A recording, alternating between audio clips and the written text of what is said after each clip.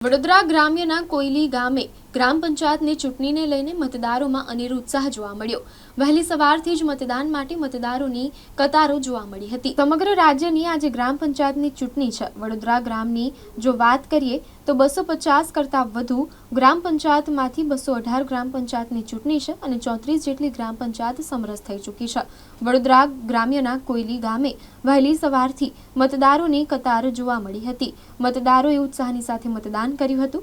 કોયલી ગામની વાત કરીએ તો 4 જેટલા મહિલા ઉમેદવારો સરપંચના દાવેદારી નોંધાવી હતી। તમે આજે જોઈ રહ્યા છો આટલી સંખ્યામાં લોકો જોડાઈ રહ્યા છે, વોટિંગ કરી રહ્યા છે, તેથી અમનો દિલથી આભાર વ્યક્ત કરીએ છીએ। અમારું તો એક જ ધ્યેય છે, વાત નહીં, વિવાદ નહીં, વિકાસ સિવાય બીજી કોઈ વાત નહીં। કઈ પ્રકારનો વિકાસ?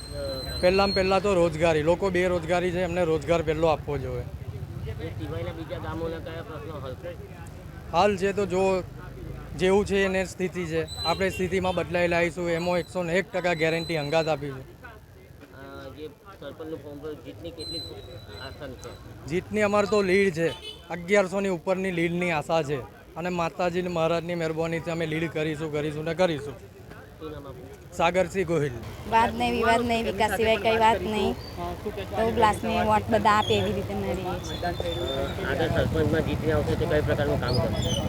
આગળ બાળકોને કઈ આગળ ભણવાની વ્યવસ્થા થઈ શકે, યુવાનોને રોજગારીની તક મળી શકે, ખેડૂતોને પૂરતો એ મળી શકે સાથ સરકાર એટલે